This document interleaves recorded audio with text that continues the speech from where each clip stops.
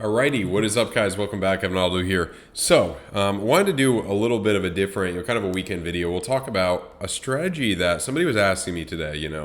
They're not really that into trading or that diehard into crypto, and they just want to, they're thinking about, what should I invest in? What should I buy? What's a decent strategy where I don't have to do a ton of work, but I could still maybe make some serious money with maybe not even going through the hassle, just somebody who's trying to do it in retirement accounts or ETFs, super simple, but potentially still getting a huge return, potentially, what's the lowest you could potentially turn into $1 million in, let's say, the next, 4 years, end of 2029, assuming your 4-year cycle somewhat holds up. So Ethereum, just mainly using Ethereum and Bitcoin and converting to the SPY during the bear market year is kind of what we're going to talk about. And I'll talk about, when, now would be the ETH time to get in, essentially. I'll kind of summarize it here. Now would be to get into ETH. Around the end of the year, you convert that ETH to S&P 500 or gold or maybe even bonds, pick your poison.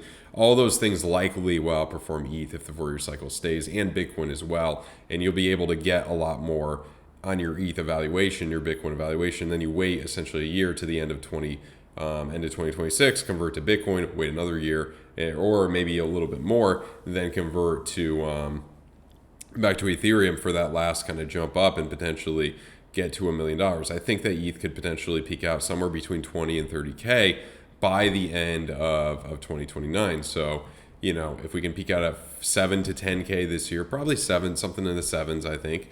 And then you get another 3x from that, 3 or 4x, that's easily in the 20 to 30K range. So you can do a lot of damage with not a ton of money, only 15K. You could potentially get up to that $1 million mark. You could even do this in a retirement account. This person was asking me, what could I do in a retirement account? Can I do it with ETFs? I want to make that option. Let's just make this as kind of as simple as possible. Now, the reasoning here, if you don't know the 4-year cycle, if you don't know a lot of this stuff, could be a little tricky, but bear with me. It's not that bad, trust me.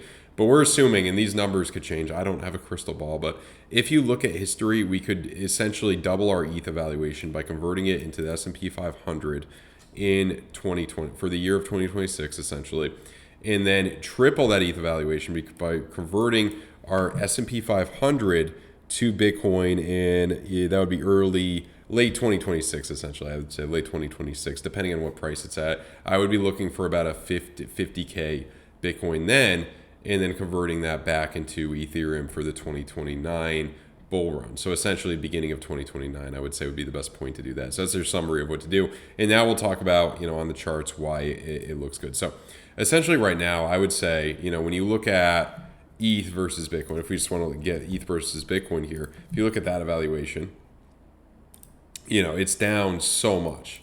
And it's trying to make a higher low here. So I think you got a good shot of it bottoming out. And you're still down 70% of your Bitcoin valuation. I think it's a really good bet. I think it's a really good bet here. Your money flow is coming up for the first time ever on the 2-week.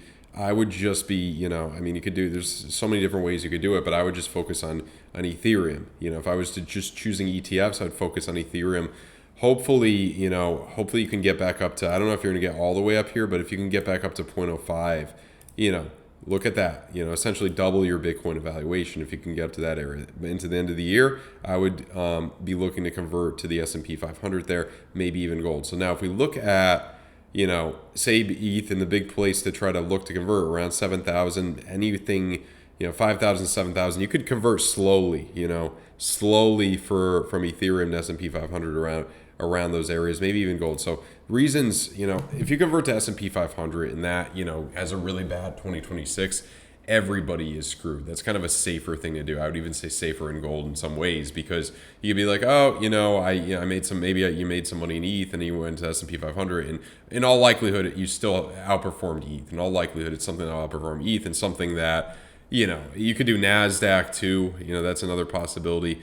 I would think usually in these bear market years, if 2026 ends up being similar, probably the SPY would outperform the NASDAQ. But you could pick your poison. There's no right or wrong way to do this. I could be completely wrong. It's obviously not financial advice. It's just what I'm looking at. So essentially, if you look at the history of when the S&P 500 outperforms Ethereum, look at the pattern here. So January 18, 1,500% upward. What do we have? November 21, but essentially beginning of 22 outperforms Ethereum by about 300%, close to it. And then look at where, kind of circled where that topped out. It was about a year. And then here, November of 22, so about a year. So about a year later.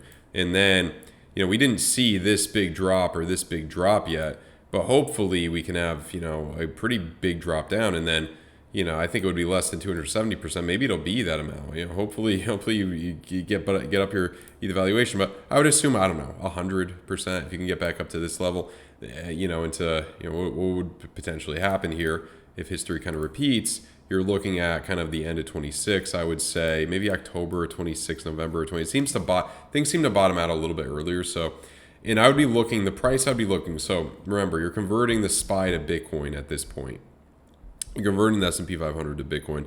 And the other thing too is if it's outside of a retirement account or whatever, if you keep all these things for at least a year, this one would be a little bit early, but keep in mind, if you keep all these things for at least a year, your long-term capital gains, so your tax burden is lower, which could get important if you do, bring this up to close to $1 million or over $1 million, who knows? So, that jump right there, and then at that point, towards the end of 2026, then you would maybe DCA back into Bitcoin, maybe from October to, if you're doing this slowly, I would recommend probably DCA slowly from ETH to SPY from October of December, like essentially beginning of October to end of December of this year. So that would make the most sense in the first cycle. That's always been the place in the post halving year. That's always been the place to DCA out. It would be from October to the end of December. So that would kind of make the most sense there. So, and the same thing, you would probably want to, for the next thing, so you're in the SPY, and then, October to December, I would DCA out of the SPY and get into Bitcoin. So get into Bitcoin there. So now you're in Bitcoin. So now you would be in Bitcoin, and it's the end of, where would you be? It would be the end of 2020, 26 there, and now you're assuming that Bitcoin, ETH outperformed Bitcoin by a lot, and, where did it peak out? It peaked out here, December of 21. So essentially, if it peaks out on its, if ETH peaks out on its Bitcoin evaluation, like Bitcoin is bottoming against Ethereum, which would, if history repeats, would be around, let me just move this, would be around the end of this year, maybe January. I mean, it was January over here, or it's actually June. This got a little weird, but really that was kind of a fluke. I don't know that's a little weird. It really should have been this point in this kind of bull run there. So that's essentially January of 2018. So essentially it would be January of 2026. Let's mark that out. I don't know if it's exactly going to be there. Who knows? I mean, anything could happen. But after that, you're assuming you can get maybe about a 200 jump. So it seemed like the jump against, well, let's move it up here. So this one was about 580, about 600 to 400 to maybe even 300, maybe even more. We could say maybe it outperforms ETH, maybe even more. I would say somewhere between 200 and 300. So hopefully a 3x, and that's what I kind of put out here. You get a 3x your ETH evaluation. You're up to 36 ETH here. So now you hold it, and then essentially where does ETH? So it's a little bit. This is where it got a little weird. So it was September of 2019, and then here where it peaked out was May, May of 25. So essentially this month. So you're like almost a year delayed, but you're within like a 7-month period, I think. I don't know, something like it. Actually 5, 6, 7, 8, 9-month period. So it's a little weird, but maybe it drops down. Maybe it drops down quicker. A lot of it's based on the Fed and other things, but I know if some people are really bearish in ETH, we'll see what happens. I don't know if it's coming all the way back down there, but I think there's potential. I think there's potential for ETH to do really well, and I think it's a good bet right now. Again, if you don't believe in ETH, if you think it's too risky, you could try to do this with just Bitcoin, convert it to SPY or whatever. It depends how much risk you want to take. You know what I mean? And then you're getting that jump up. So then, voila, if that happens, you have 36 ETH, and then here's the math here. If ETH is at 20K, 700K, and then you got these numbers. So you're essentially the thing. Okay, so then you would have right here. You would December of the.